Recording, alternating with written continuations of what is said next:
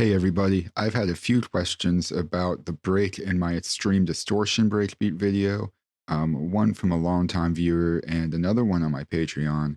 So I'm just going to break that down. I'm going to reference it a little bit, so just watch that video. If you get confused, I'll put it right here, wherever it is. Yeah. Before I jump in, just a reminder, I have music. There's 2 projects I linked in the bio you can check out, and I'm just going to start talking about processing. I feel like resonance removal tools are more popular now than they were in the past couple of years. I mean, they've always been big, but Soothe 2 is getting a lot of attention at the moment. I got Hornet Sleek because it's cheaper.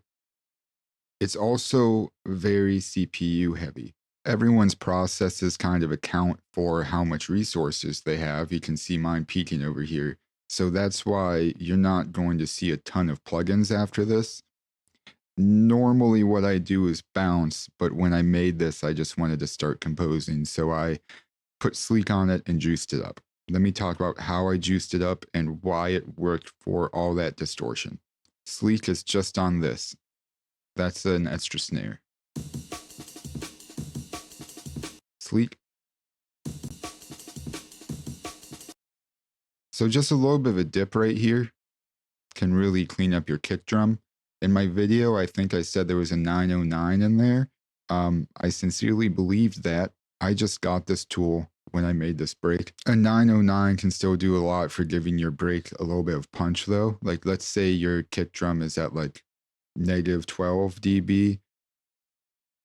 A 909 kick at like -22 to -17, barely audible, just enough to add some punch, can do a lot. Essentially what you need to know is people like to remove the resonances below the kick drum in a detailed way. See, like that? I'm just not doing it super heavy because I have Sleek. So then you can bring in the snare.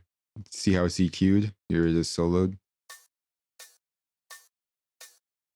Just some spice.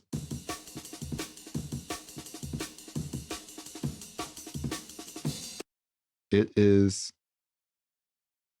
pitched up 1/5.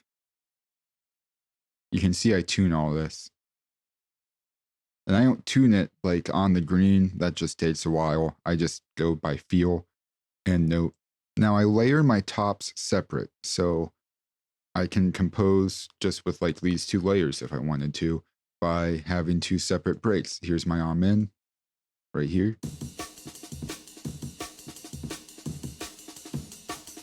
And then I can go. It's a bit loud.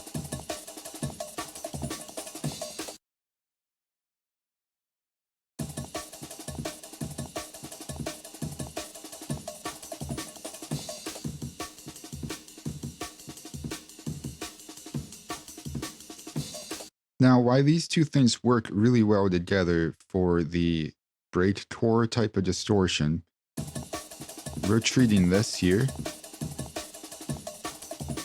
as a noise wall.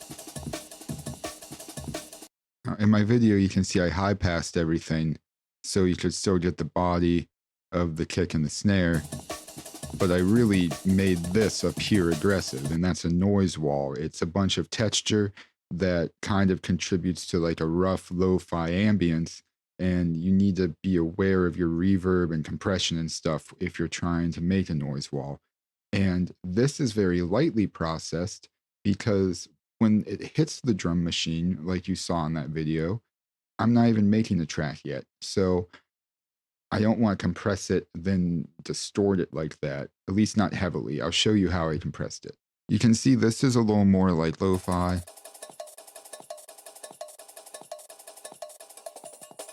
Right, so that's more lo-fi than this.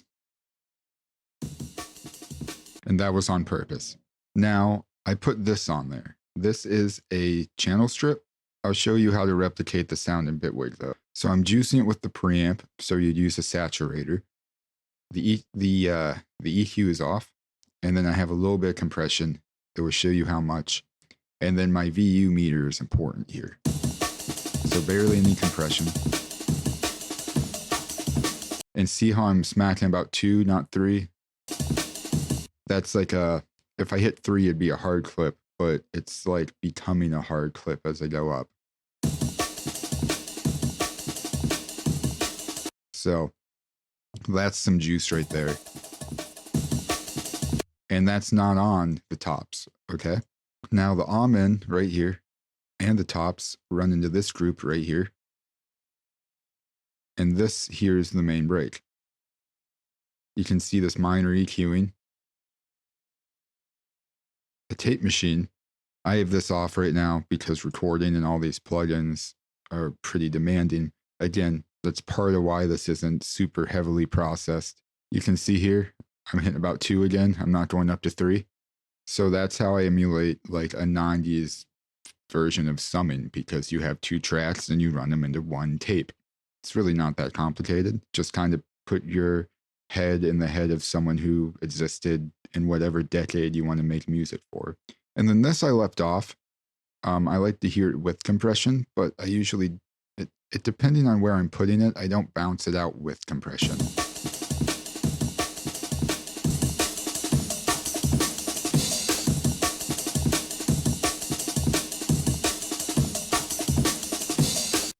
This is repitched up from 137. We're in 170. It should have a horn in there. It looks like I duplicated this kick, moved it over the horn, so that's why it's going thump thump. And then I just kind of copied that pattern. It's really just a break ready for chop. I don't even need the second part. So what you need to know is I exported it out with this tape machine, but not this compressor. And then I put it into the drum machine in that distortion video, distorted it, then that would go into a track, right?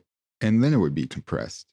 So that's why I don't have a really heavy drum compression before I distort it. And I don't think I said that in that video. So if you process a breakup and you have it really heavily compressed, that distortion is going to compress it more. So you want to go easy on the compression, easy on like the hard clips, because you're going to hard clip the shit out of it. So if you wanted to get the sound of this Century tube, I would use Sculpt, a saturator, put this on tube, and then throw a compressor in there. I always type glue, and it's not even what it's called. I don't know.